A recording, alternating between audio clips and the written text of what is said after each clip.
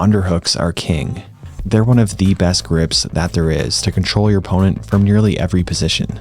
Underhooks can be used for takedowns, preventing takedowns, hitting submissions, passing, sweeping, and more. There's near side underhooks, far side underhooks, reverse underhooks, tight waist, and more.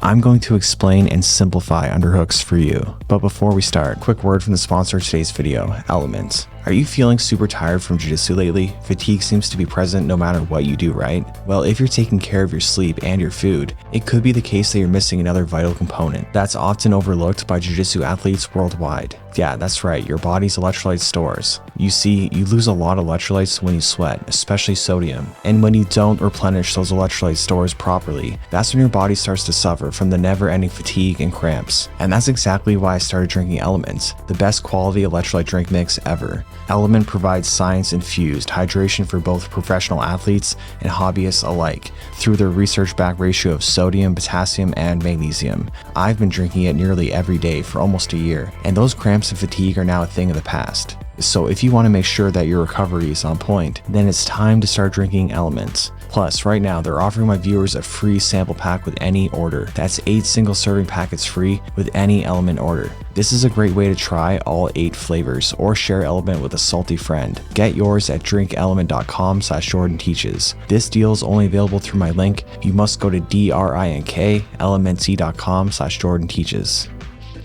A standard underhook is a grip on the inside of your opponent's torso, gripping their shoulder or their waist, or even posted on the mat. An underhook connects you to your opponent and can be used to destabilize, immobilize, or submit your opponent. The higher up on the torso that you are with your underhook, the more it controls your opponent's shoulder.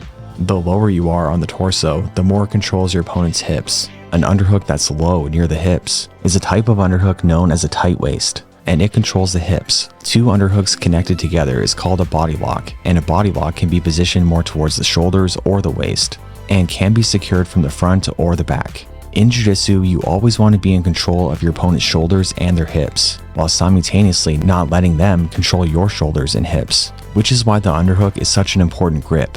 For me personally, differentiating whether an underhook is a tight waist underhook or just a regular underhook isn't overly important, but what is important is the further subcategories such as near side and far side, because they have specific uses and properties. The difference between near side and far side. Near side and far side don't apply when you're facing your opponent straight on, for example in mount or butterfly guard, as both sides of your opponent's torso are equal distance to you. But in positions such as half guard or standing, there is a near side and a far side. The easiest way to differentiate near side from far side is this. Far side. You travel across your opponent's center line to reach with your underhook. Near side. You don't travel across your opponent's center line to reach with your underhook. If that's still confusing, you can just think of it as whatever leg is between your opponent's legs is the far side. So right leg and top half guard, the right arm takes the far side underhook, and the left arm would take a near side underhook. It's near side and far side from the perspectives of the individuals themselves. For example here, my opponent is trying to take a far side underhook for himself, but I took a near side underhook for myself. If I were to take an underhook on his left side, I would have to travel across his center line to reach it. The far side underhook for me as the bottom player wouldn't be a great option, as it would allow access to my head and pin my shoulders to the mat as a result. The reason that it's important to understand the difference between near side and far side is that they each have their own specific properties and functions. From top position when I'm passing, lately I've been in love with the near side underhook, as I find compared to the crossface, it does a much better job of pinning the top player. Gordon Ryan's last match had a great example of this. Gordon loses position because his opponent was able to reach his hips with his hand and lift up to create space and put himself in a less smashed position. If Gordon had taken a near side underhook, he could have used it to keep his opponent's hands away from his hips. Another reason I like the near side underhook in top position is that you can use it to nullify the bottom player's underhook on you. You can still pin their shoulder to the mat and prevent them from taking your back. In a position like this, the near side underhook functions very similar to Kesa Gatame. In Kesa, your knee underneath their elbow is very similar to a near side underhook. Reverse underhooks.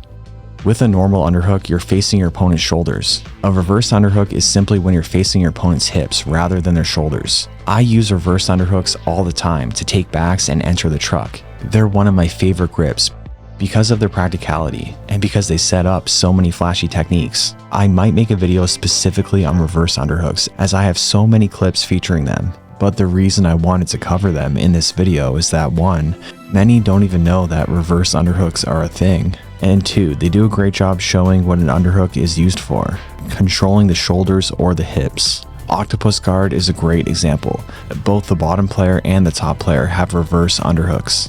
Who has the better position is determined by who has better control of the shoulders and the hips. If the top player can pin the bottom player's shoulders to the mat, then they've won the battle happening at the shoulders, and then just need to win the battle happening at the hips, meaning they just need to free their leg from the bottom player's hips. The same is true for the bottom player. The bottom player doesn't want their shoulders pinned to the mat.